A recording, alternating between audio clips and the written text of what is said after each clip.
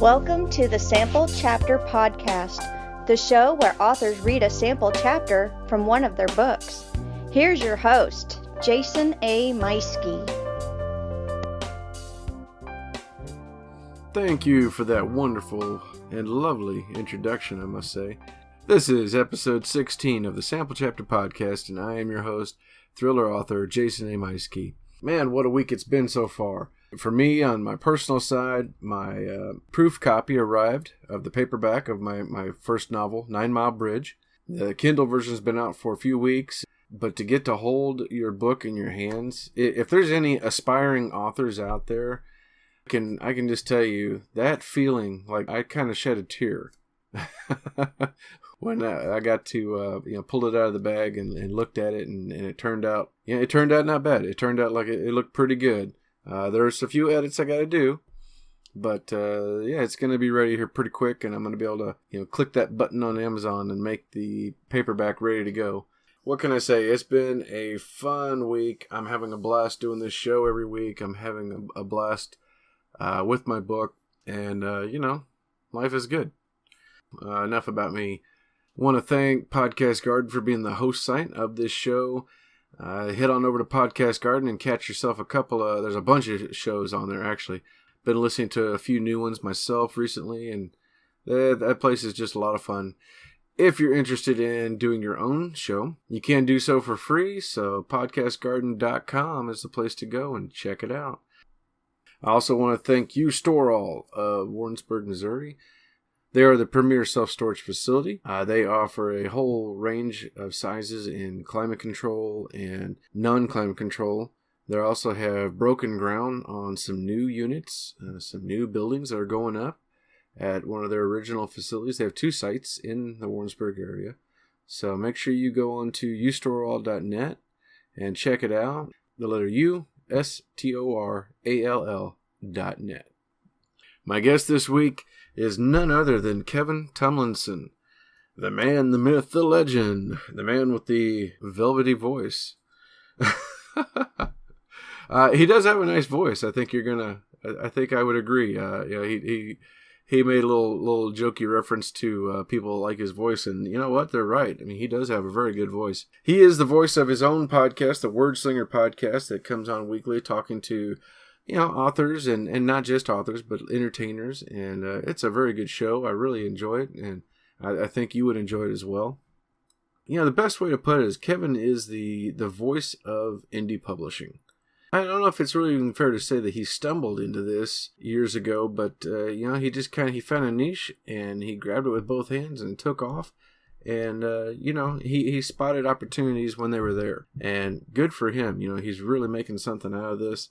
As an author, an indie author myself, I'm very well aware of who he is and what he's done, and I'm excited that I got to have him on my show. And I kind of fanboyed out a little bit. I was just listening to him and listening to the things we were talking about, and each week when I'm doing my introductions before the author starts reading their chapter, it's just more professional for me to say, and now Kevin Tumlinson reading from his book, Girl in the Mayan Tomb. Well, I totally blanked on it. But thankfully, Kevin is such a professional. Right after I mentioned that he was about to read, he took over from there for me, ever the pro, and filled it in. Kevin was great. He's around 40 books that he's written. Among those are his series with Sawyer Jackson, Dan Kotler, The Citadel. He's a best-selling thriller and sci-fi fantasy author. And, I don't want to take up too much of your time because, we have a long conversation, and his chapter is fascinating, to say the least. He does a chapter from one of his Dan Kotler books, and it's in the vein of Indiana Jones. And, man, that kind of stuff is just right up my alley. I was enthralled the whole time, so I really enjoyed it. It was a lot of fun listening to him, and a lot of fun getting to talk to him, and I just really appreciated that Kevin took time out of his day to come on to our show and talk to us and read a chapter to you guys. And let's get on over and say hello to Kevin Tumlinson.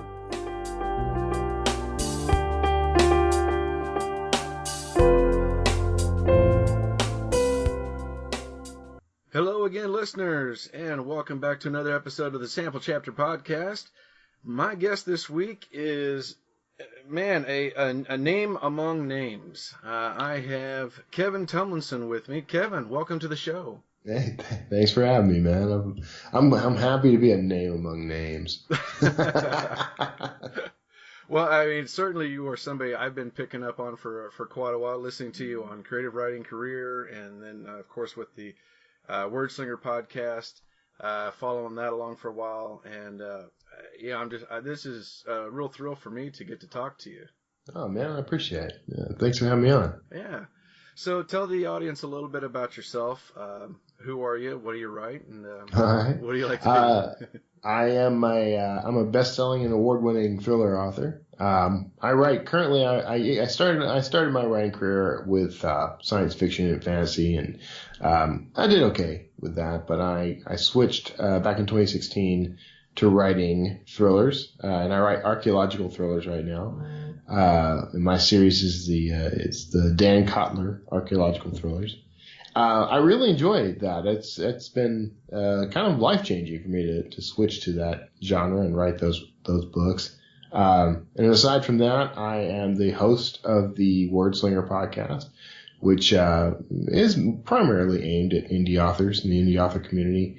And I am the director of marketing for Draft to Digital. And we're all about helping authors convert their manuscripts and distribute them online worldwide and get support and help the whole way. So that's the short version of Kevin's bio.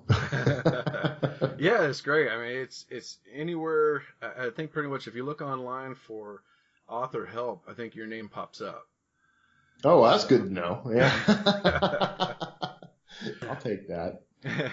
I've been called the voice of indie publishing, because apparently I have a nice voice, and I do appreciate when people say that. But I also, I'm on a lot of podcasts. I show up everywhere. I'm like a bad penny, I always turn up. And because of the Wordslinger podcast, of course. So, I'm glad, I'm happy, I'm thrilled, honored even to be known as someone who's known for helping indie authors. That's definitely something I aspire to. So, yeah, that's one of the things I'm hoping for is anybody that's listening, if you're interested in writing, by all means write. And then once they get that book out there, then please get a hold of me and I'll, put you on the show, that kind of thing. There you go. Yeah.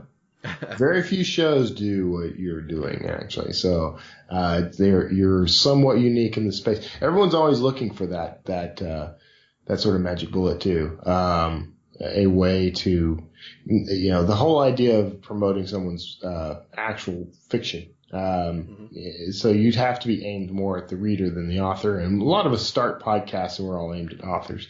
It's just sort of a hazard of the business. Yeah. So tell us a little bit about Dan Kotler, the archaeological series. Yeah. So originally I was dared to write a thriller by my good friend and occasional writing partner, Nick Thacker, who is a thriller writer and very good in his own right. He's got his Harvey Bennett thrillers are pretty amazing. He's got some other work out there. And he and I co-authored a couple of works, 2 or 3 books together. And he dared me while we were on air to write a thriller, and I took that dare, and I will admit to kind of playing with the idea a little, and not taking it entirely seriously because I didn't think that would be my genre. But then that book ended up winning some awards and becoming a bestseller and making a whole lot of money, and I thought, well, I like money.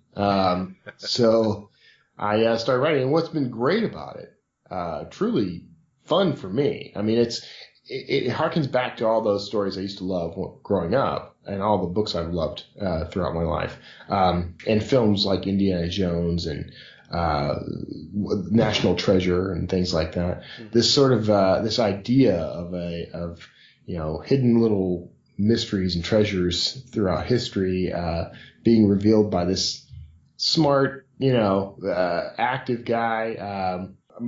He's been compared quite a bit to Indiana Jones and also to Dan Brown's lead character in the Da Vinci Code. Oh, yeah. Robert Langdon. Yeah. He's been compared to those characters quite a bit. And I can totally see the Robert Langdon bit. He is an archaeologist. He's also, I've been criticized for this, and I think it's funny, but he has multiple PhDs. He has his PhD in anthropology, but also in quantum physics. And he's, basically, he's a character who's in search of what it means to be human. And along the way, he gets into lots of trouble and has to use his smarts to get out of it. So a lot of the stories revolve around what I call misplaced history, which is so Dan has an FBI partner in a brand new division of the FBI called Historic Crimes, and they get some historic-based crime to solve. A terrorist attack. In the very first book, in the Coelho Medallion, that was the first book. There is a terrorist attack and there's an abduction that turn out to be tied together, and it's all tied in with the discovery of Vikings in Colorado. Wow. Viking settlement in Colorado. So there's little things like that, misplaced history, the kind of thing that this archaeologist would be interested in, and then I tied into some contemporary threat or danger, and that's how we get our FBI agent involved. And it's just been a lot of fun. If you like movies like National Treasure, you would probably enjoy this. They've been compared to Da Vinci Code and the Dan Brown books. Sometimes favorably, sometimes not favorably. But I'm okay with that. I'm okay with the National Treasure badge. I'm all right with that. The books seem to be very visual, then, based on almost like reading or watching a movie script in book form. I kind of think of them that way. They're very, they're also kind of heady, intellectual, because there is a lot of dialogue, discussing things, and oddly, I always thought people would criticize me for that, but I like to dig in and explore concepts before I get into action. And I do I'll lace action throughout, but you may be a good 6 or 7 chapters in before you really start seeing a major action scene. Because I want to set up, I want some tension to build. Yeah. But I also want I'm telling stories that my specific reader is going to love. The stories that involve a little bit of history, some actual history, and also some, occasionally fictional history. But for the most part, I draw these stories from real world history and events. The current one, The Girl in the Mayan Tomb, draws on this, at its heart, I used as inspiration the story of this kid who found a lost Mayan city using Google Earth and some star maps. From his bedroom, Right. he's like an 11-year-old kid who discovered a lost Mayan city. So I don't reference that kid specifically. I fictionalized the events surrounding that and incorporated it into the book. But, so these things are although this is fiction, they're plausible. They're largely plausible. And I lace my stories with actual historic events and historic data and, some tidbits of anthropology, the sorts of things that I read and dig up and am fascinated by. So there's a lot in it. And it's definitely aimed at a specific kind of reader who, is looking for adventure that engages their brain. So. Well, it sounds amazing. It sounds really cool. I think that is really like right up my alley, at least. Something where you've got a real world, but something fantastic is happening Right. within it. And I remember reading the first time I read Robert McKevin's The Wolf's Hour. Yeah. Yeah, just the idea of it's a spy thriller in World War II, and oh, by the way, the spy is a Secret Service agent, is a werewolf. So, and I That's just very thought, interesting. oh my gosh, that's awesome. Sort of a paranormal thriller. Yeah. So, I mean, that's I love this kind of stuff. See, I'm definitely going to have to pick up some of these. Now, good. How do you like to build your characters? What do you think makes an interesting character?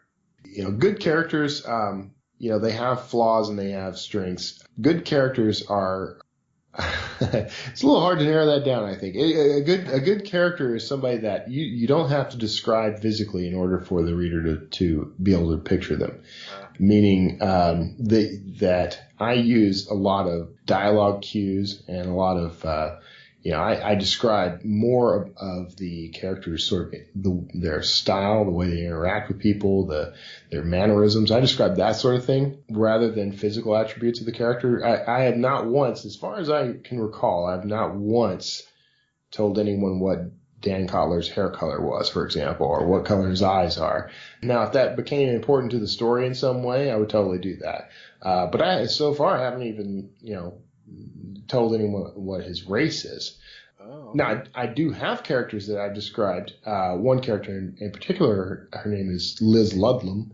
She is a forensic anthropologist. She's a forensic scientist. There's hints of a possible love relationship brewing with her and Kotler, but I do describe her as being African American and quite beautiful. I did that mostly to distinguish her from other female characters. Right. So yeah, to me, what makes a good character is how they interact with the other characters. If their interactions are memorable and engaging, then you've got a winner. There's a character named Sarge. He's in this book, and he's in the chapter I'm going to read.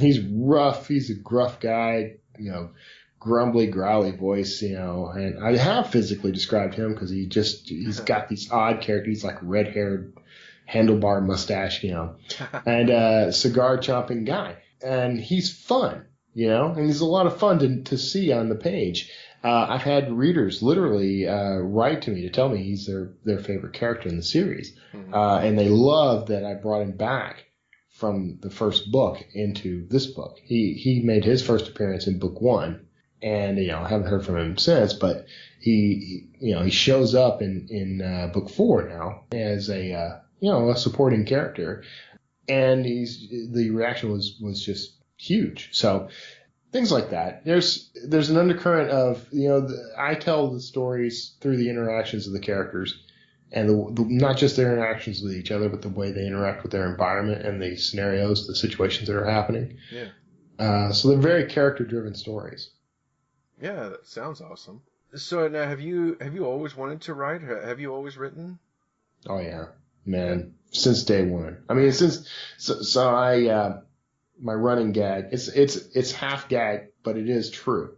I wrote my first book when I was 5 years old, and I wrote it in one of those big cheap notepads with this big fat practice pencil. Yep. And ever since I learned to form words on the page, I started using that to tell stories. And I spent all my life, really. I spent my entire life dreaming about, talking about, swearing that I would be a writer one day, all the while actually writing and never giving myself credit for it. I've had a variety of careers. I've had a plethora of careers. Most of them revolved around writing, but not all of them. I was an engineer for a while. I worked in radio and film and TV. The radio, film and TV, all the media stuff, there was a huge writing component in that. But I've done other things in my career that did not directly connect with writing, but there was always the writing. It was always there. Yeah. So yeah, that was the writing was the only thing I ever said I wanted to do. And the funny thing is, I did it for years as a copywriter and that sort of thing. I always said I'm going to do this thing until I get rich or something, and so that I can write full time. Never quite connecting to the fact that if I just started writing, I'd get to the point where I was writing full time a lot faster. Yeah. So, but I didn't really. I'd written books. I had even gotten a contract for a book through a traditional publisher, but I really didn't publish until 2008. And then at that point, I self-published at that point. I had previously had a traditional contract, and it just went really sideways. And I managed to get it back. I lost the rights to the book for a time. And so I just wrote something else entirely. And, it did well. Didn't do as well as I thought it was going to do. But it started the process. It was that, little pebble at the top of the hill. I mean, it was, it started picking up steam as it went down and started carrying the rest of the mountain with it. So, that's where I am now, and the momentum is still going, so I'm happy. Yeah. It's funny how those things that can kick in. That's what I've told before is, for me, I've always dabbled but never got the drive until my first grandchild was born, and that finally gave me the kick in the pants to, hey, you're getting older, you need to get busy, and ever since then it's been on. So it's that line from Shawshank, right, where it says get busy living or get busy dying. That's right. Do you remember what that story was when you were 5? It was the story of a young Kevin Tumlinson who is happily walking along in the woods when he finds a young boy who is so poor that he doesn't even have clothes and is sitting naked on a log. And young Kevin takes him in and gives him clothes and gives him food and helps him to have a happy life. And that was it. That was that's great. Breadth and width of the tale. So yeah. Well, that's much more creative than mine. I did a shot for shot copy of Grover's The Monster at the end of this book. So. Oh, okay. That's interesting. Yeah, that was last year. No, that was when I was like 4 or 5. So what are you working on now? What's coming up for Kevin? I've got a new Dan Kotler book, the 5th in this series, coming up. It got somewhat derailed by us moving over the past few months, but I'm back on track. I'm knocking the words out each day again. It'll be called The Antarctic Forgery, and it's going to be book 5 in my Dan Kotler thrillers. And I'm referencing those book numbers, but I wrote these purposefully so that you didn't have to read 1 through 5. You could pick up any one of these at any point and enjoy the stories. So, but this book actually pays off some stuff that I laid the groundwork for over the past 2 books. So I'm real excited.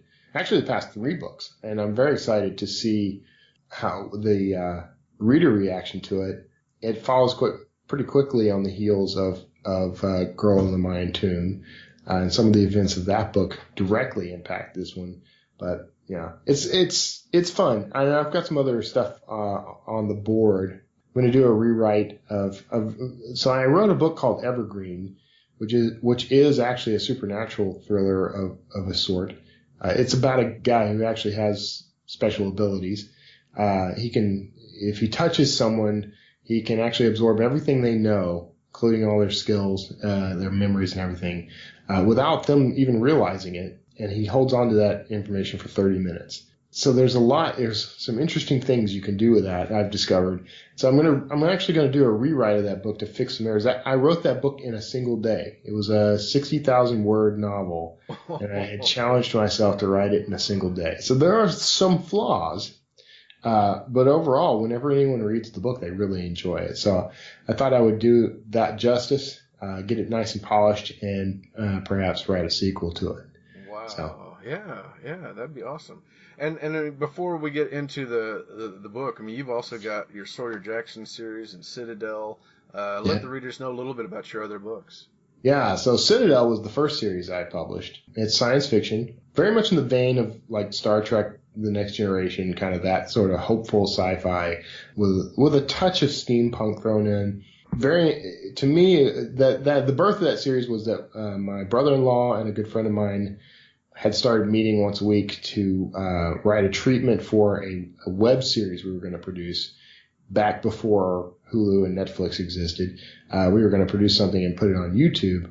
You know, it was very unrealistic. It was the high concept was Lost meets Battlestar Galactica, and so we had this, and I had this treatment, and I just couldn't get my head around it enough to really start telling stories in that universe.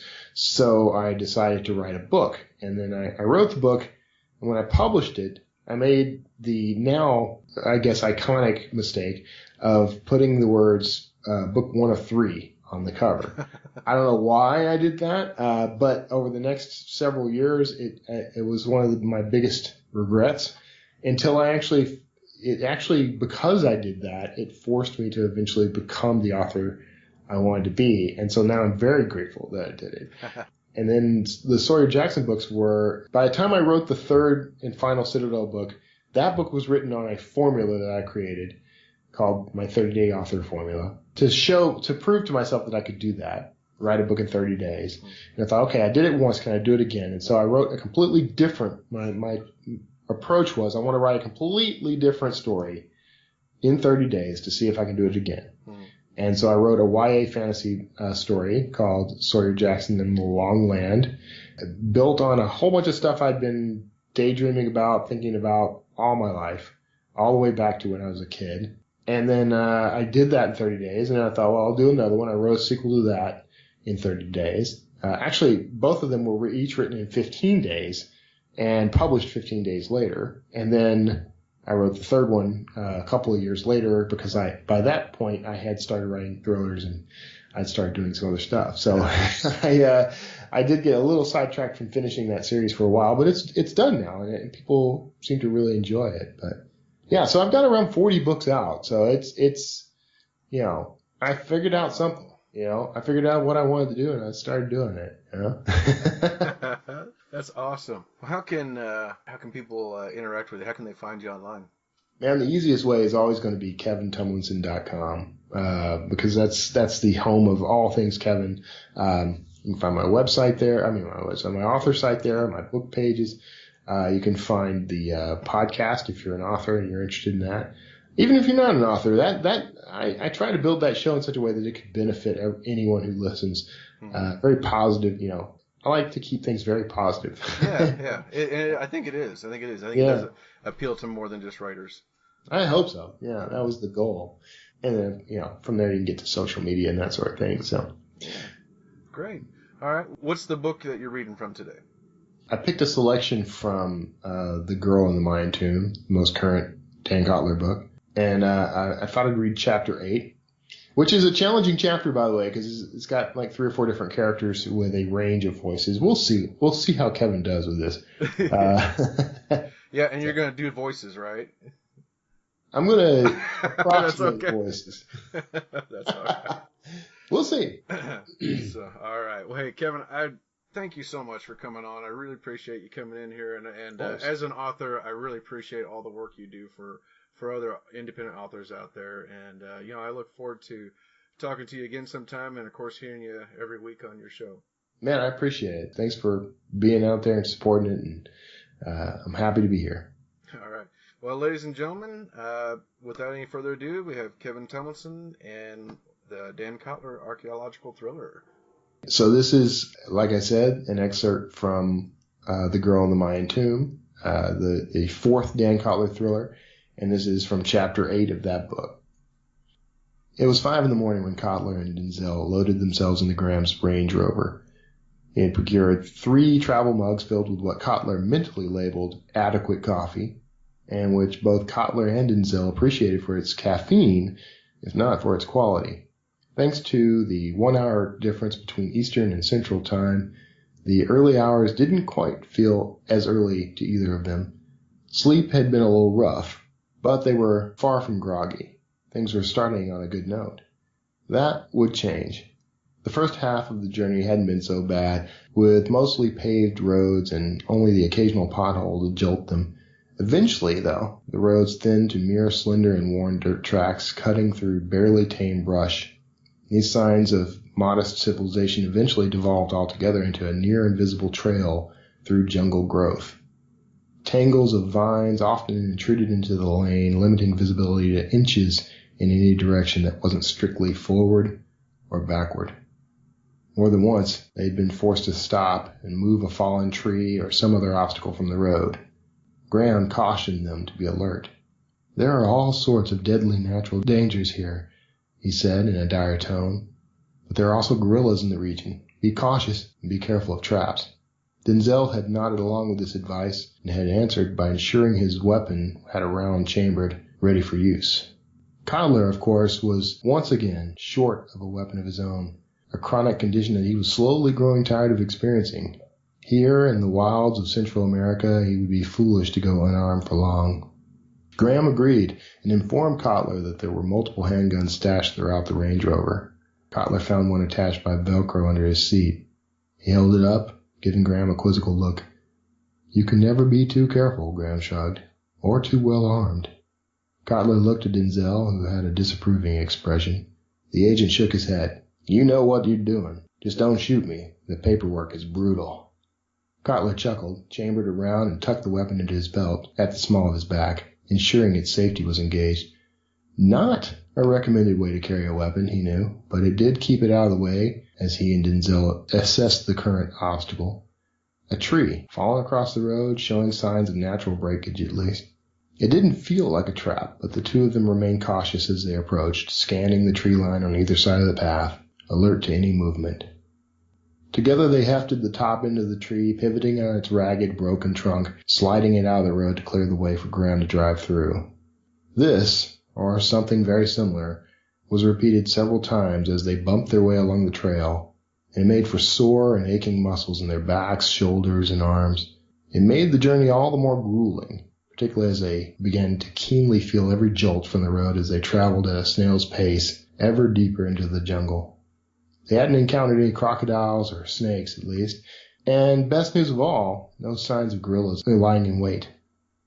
All of these stops and the plodding pace added to their travel time, however. What would have been a 3-hour drive, as the crow flies, was now inching into 6 hours. The wisdom of leaving at sunup was increasingly apparent. They would not want to make any part of this journey in darkness. When they did finally break through the jungle growth into a bright and sun-dappled clearing, all three men were visibly relieved. Cotler hadn't realized just how tense he and his companions had become, making sporadic leaps from obstacle to obstacle in the jungle, without so much as a clear view of the sky most of the way.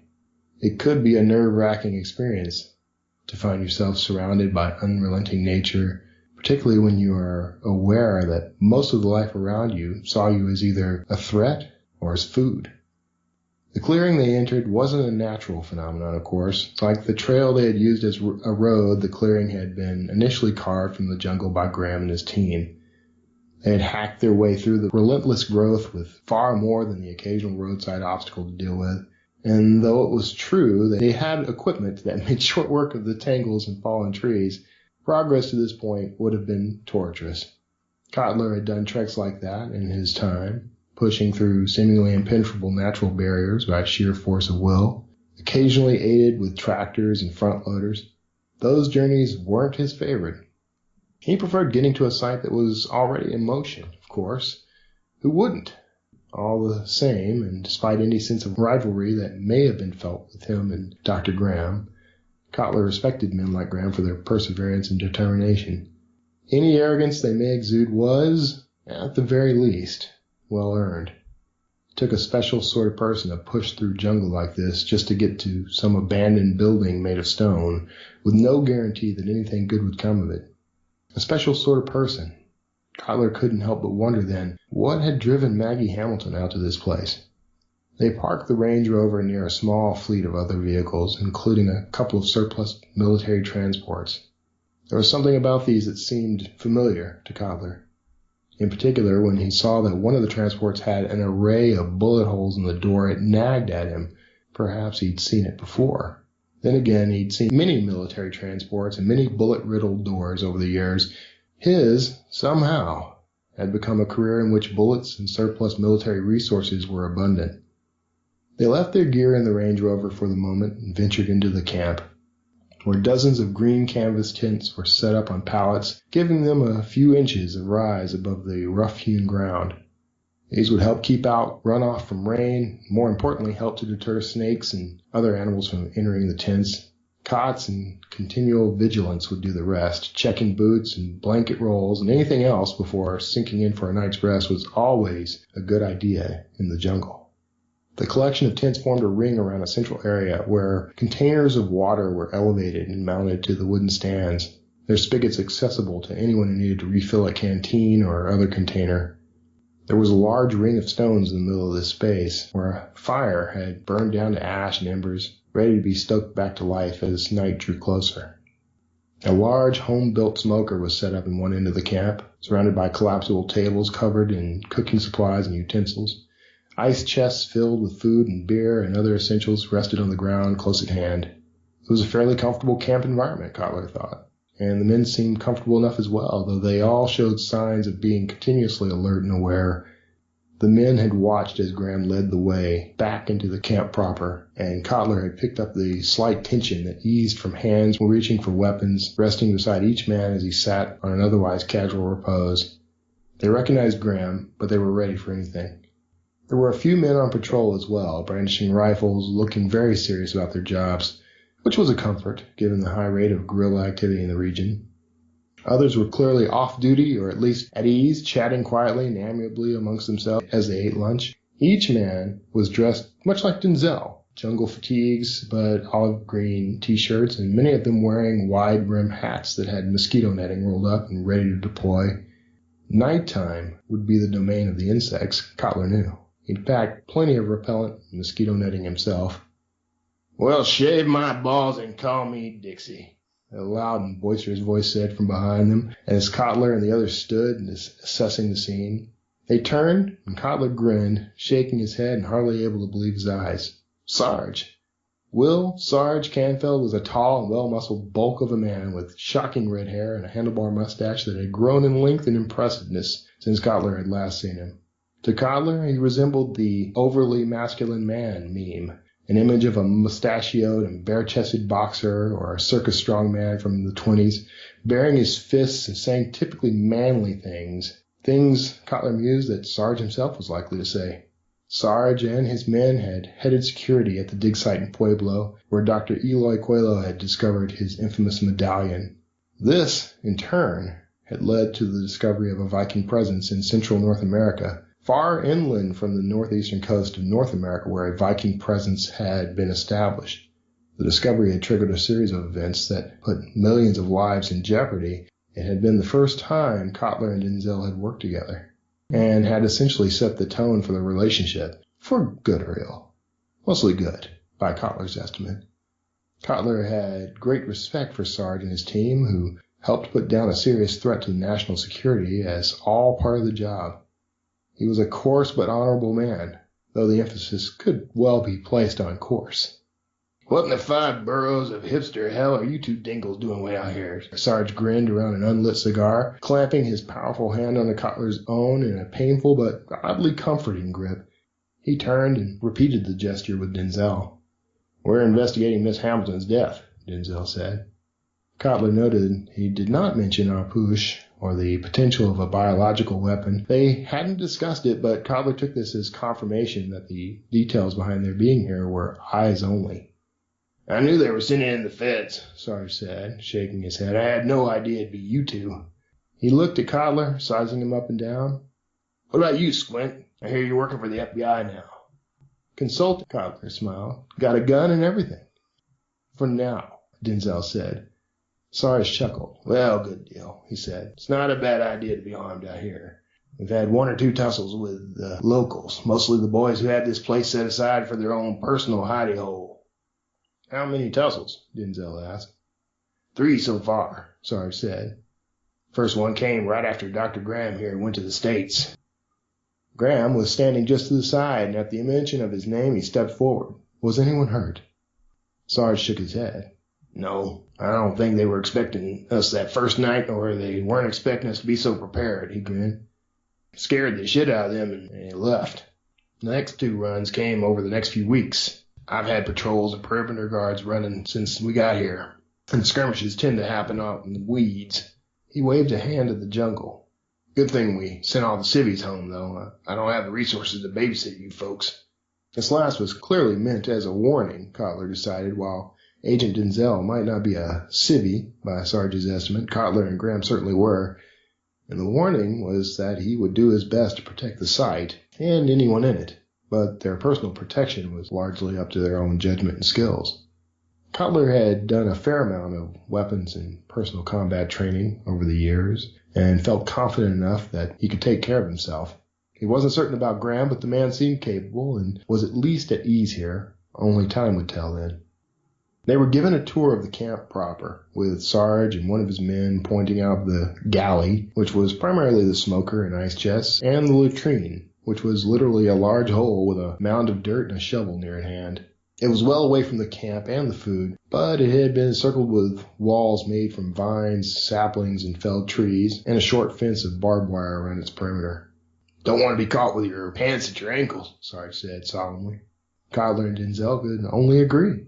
In time, they were also shown to where they could unload their gear and bunk out for the evening. Tent space was at a premium, so Codler and Denzel once again found themselves as bunkmates. They at least had their own cots, a fact that Denzel celebrated with an acknowledging grunt. They had spent half the day driving and laboring their way through the jungle, but had arrived at the base camp in the early afternoon.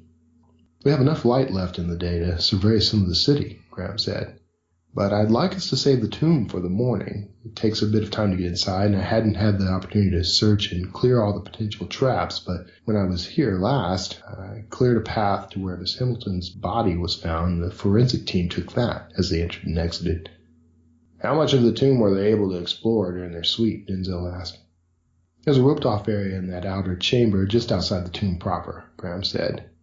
"There are side branches to the corridor leading in. Those haven't been explored. We didn't realize those passages were there until work lights were brought in with the forensic team. I doubt Miss Hamilton would have used any of them, but it's possible." "And the tomb itself," Codler said, "still sealed?" Graham looked at him, and Codler could see a sort of electricity in his expression. "As far as I know, it has never been opened. Not from lack of trying on Miss Hamilton's part." He shook his head, clearly picturing how frantic Maggie must have been as she desperately searched for a way out. "We found no tools, so I believe she must have used stones or some found objects to chip away at the edges of the door, but it's clear she never made it through. I haven't had the opportunity to search for a trigger. I don't know how to open it just yet." "This isn't an archaeological expedition," Denzel reminded them. Codler and Graham both looked at him and nodded separately. "Maybe not," Graham said, "but it's obvious that Miss Hamilton was desperate to get into that tomb. Possible her only goal was escape, but we can't know that for sure, can we?" Denzel sighed. "You sound like Codler," he said, a note of dismay in his voice. Codler chuckled, and Graham said nothing. It was possible, even likely, that he did not find that statement to be a compliment, which amused Codler all the more. There was more at stake here than the potential of discovering Viracocha's remains. It was true. But Codler knew that Graham's primary concern was not Maggie's death, nor the presence of a biological weapon. Graham was on the hunt for a god. Codler didn't blame him, but there were two gods at play here, and one of them was a god of death.